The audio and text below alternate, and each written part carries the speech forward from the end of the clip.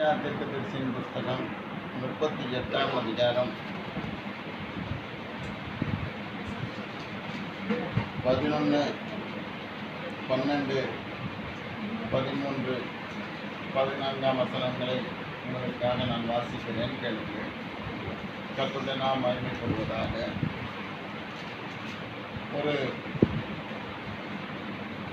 கர்த்தரை நான் இனி உயிரோடு இருக்கிறவர்களின் தேசத்தில் தரிசிப்பதில்லை. உயிரோடு இருக்கிறவர்களின் தேசத்தில் கர்த்தரை நான் தரிசிப்பதில்லை. இனி பூலோகத்து குடிகளோடு இருந்த மனுஷரை நான் காண்பதும் இல்லை. பூலோகத்து குடிகள் நம்ம எல்லாரும் யாரு?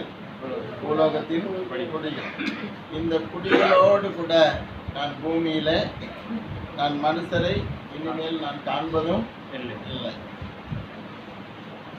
ஒரு ஆயுசு, எனக்கு ஆயுசு நாட்கள், ஆயுசின் வருஷங்கள், என்னுடைய ஆயுசு நாட்கள் எப்படி இருக்கிறது என்று சொன்னால், மேய்ப்பனுடைய கூடாரத்தை போல என்னை விட்டு பெயர்ந்து போகிறது.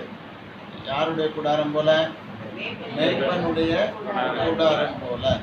ஆடுகளை மந்தையில் விட்டுருக்கிறவன், வயலில் மந்தைக்காக வச்சிருக்கிறவன், அவனுடைய ஆடுகளை அவனுக்கு ஒரு வழி போட்டு, ஒரு வேலி போட்டு அதை பாதுகாத்து, அந்த இடத்துலையே அவன் என்ன செய்வான்?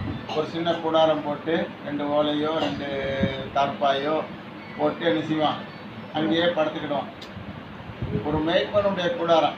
இன்னைக்கு இங்கே படுத்திருக்கான் அப்படின்னு சொல்லிட்டு அவனை நான் நம்பி இந்த இடத்துல தான் அவன் இருப்பான்னு சொல்ல முடியாது. நாளைக்கு ஒரு 20 வயலுக்கு அந்த பக்கம் இணைஞ்சிருவான்.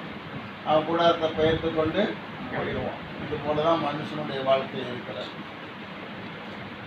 அடுத்து, நெய்கிறவன் பாவை அறுக்கிறது போல. நெய்கிறவன் ஒரு வேஷ்டியோ ஒரு சேலையோ நெய்கிறான்னு வச்சுக்கோங்க. அந்த வேலை முடிஞ்ச உடனே நெஞ்சிருவான், கட் பண்ணி விட்டுருவான்.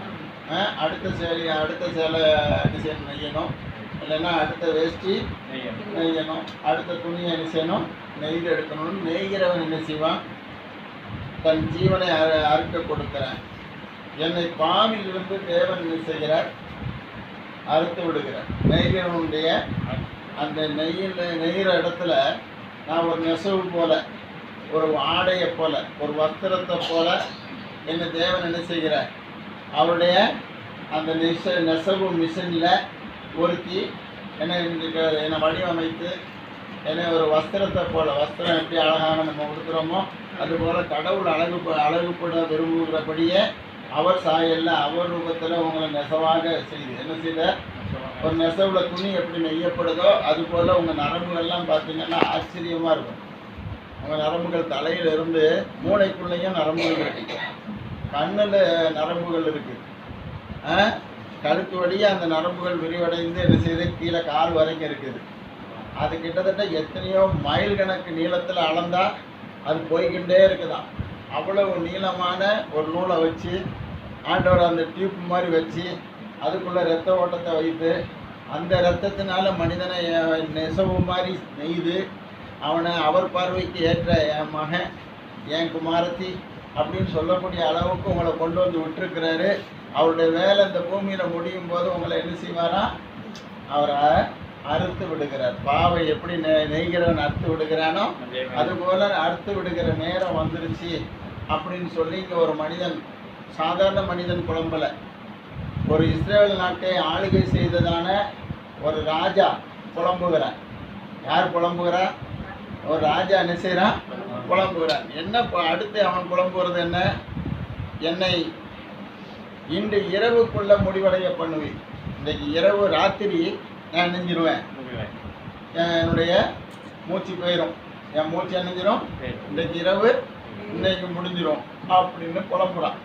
அவன் எப்படி புலம்புறான்? விடியற்காலம் மட்டும் நான் எண்ணமிட்டு கொண்டிருந்தேன், செத்துருவேன் செத்துருவேன் செத்துருவேன், என் உயிர் இருக்காது, விடிஞ்சா என் பிரேதமாக தான் பார்ப்பாங்க அப்படின்னு அவனுடைய மனசு என்ன செய்து கொண்டிருந்தது? எண்ணமிட்டு கொண்டிருந்தது. அவர் சிங்கம் போல என் எலும்புகளை எல்லாம் நொறுக்குவார். அதே மாதிரி சிங்கம் கையில் கிடச்சதுன்னா என்னதுக்காகவும் நொறுங்கிடும். அதே போல தான் சிங்கம் போல கடவுள் தான் என்னை